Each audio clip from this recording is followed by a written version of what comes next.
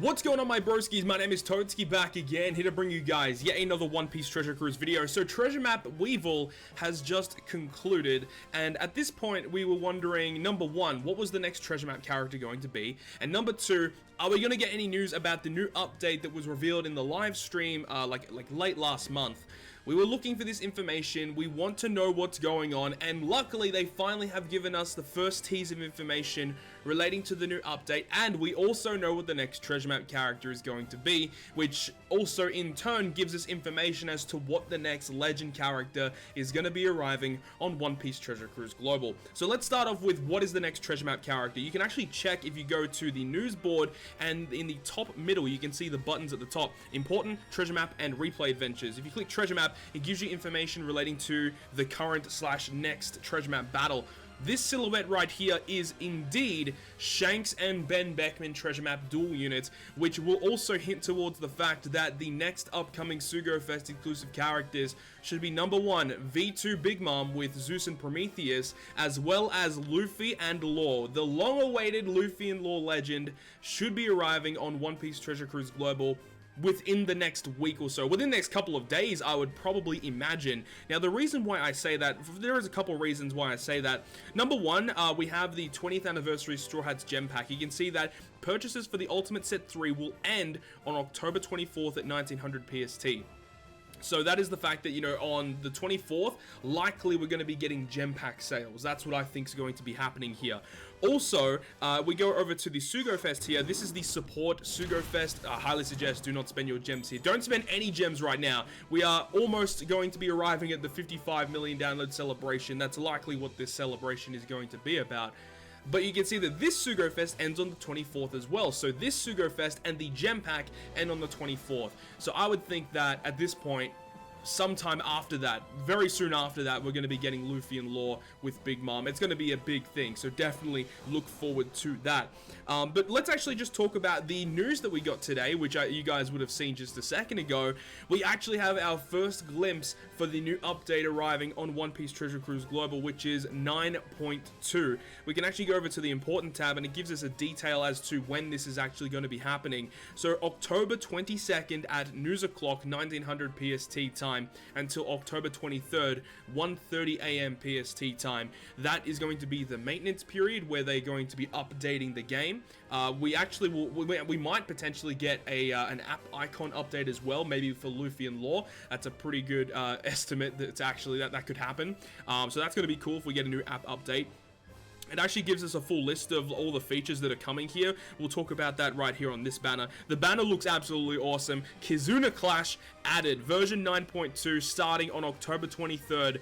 1:30 AM PST. We could see the dual Zoro and Sanji post time skip. Obviously, are the first Kizuna Clash characters on JP. Like literally, you know, within the last couple of days, their Kizuna Clash just went live, and only for the first time now were people able to fully max out and rainbow Kizuna Clash Zoro and Sanji. It takes quite a while to max these characters out. You know, it takes about 5 to 6 months for it to happen. So you know, you won't have this character fully maxed out for a while, but this character is insanely powerful, and we'll see lots and lots of play, especially once they are fully maxed out. But in terms of this new update, added new functions for quests, not really too sure what that's about. Added new functions for characters, obviously would be pertaining to upcoming characters. Added new feature to filter specials, which they talked about on the live stream. In the character box, you can filter through a character's special effects. So if you're looking for a certain character, you can filter by an effect, and then those characters that have those effects will show up filtered on your character box. Really, really good update there. Added new feature, badges and expedition for Treasure Map. We can actually talk about that once we get to the other page with the full list of the update, but that's a kind of a minor feature, not really too important there. Fixed loading time issues during login. They also briefly mentioned this during their live stream as well. They said that they wanted to update the loading times for when you log into the game. That's a really big positive for me, as I feel like it does take quite a while to log in, so really happy about that one. What is next? Able to purchase multiple character box expansions at once. That's a pretty good update as well. Myself personally, I don't even have max character box space on my account. I don't really think I even need it at this point, considering they've given us all of this quality of life to add stacking evolvers and boosters. a lot of the time you probably don't even need to max your box space. But if you do want to expand your box space, let's say if you only have like maybe 200, 300, 400 and you want to expand that even further, it's nice that you can do that much quicker now. So that's really good. Able to exchange bizarre items in quantity. They also mentioned that on the live stream as well. Add a new feature to remove cotton candy stat boost from characters. That is so freaking hype. It's awesome that we are getting that. It's just I don't really know how it's going to work in terms of how are we going to get these items that remove cotton candies on characters. I'm not really too sure how they're going to distribute them. Is there going to be a certain island that you can unlock from the unlockable adventures to farm these up? It's a little bit weird. I'm not really too sure how it's going to be distributed. The maximum amount that you can raise the limit of the character box has been increased from by 400 characters. Okay, so you can now go up to 2200 box space. That is massive. That is freaking crazy. I'm not really too sure if you even need 2200 box space at this point, especially with all of these updates. I know on the Japanese version of the game, they haven't added all of these stacking features that Global currently has. When they do, though, you know, on the Japanese version, they probably won't even need that much box space. But it's nice that, you know, if you do need it, it's there to go ahead and pick up. Brushed up existing features, of course, as well. Tap here for more details. So we can actually have a look at the full infographic that is available in the game right now. Version 9.2, version up. Notice, new adventure awaits. Kizuna Clash is here. So when this eventually comes out on 1:30 PST on the 23rd, I want to make a video for you guys talking about the Kizuna. Well, the thing is, we don't really know if Kizuna is legitimately coming the same day as this update, or is it going to be available like a week after. Like, we don't actually know the exact start date of the Kizuna, but this update will enable the Kizuna to be in the game. Because typically Kizuna is only available for a certain amount of time, and then it will go away for a few weeks, and then it will come back with the same boss, but with different mechanics. And we'll talk about that once it is eventually available.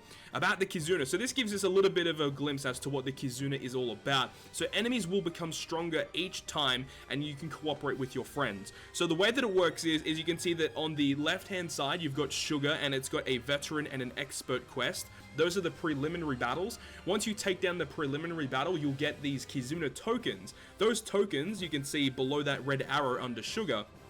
Those purple tokens are used to then battle the final boss, which in this circumstance is going to be Sanji and Zoro. And once you use those tokens to unlock that battle and battle them, you will get these purple tickets, and then you can use those tickets to exchange them at the shop. So it's pretty self-explanatory. You know, the graphic gives you the information that you need to know about how the Kizuna works. Preliminary battle gets you tokens. Use the tokens to battle the actual boss, and then you beat the boss to get tickets. Use the tickets to get items. It's really simple.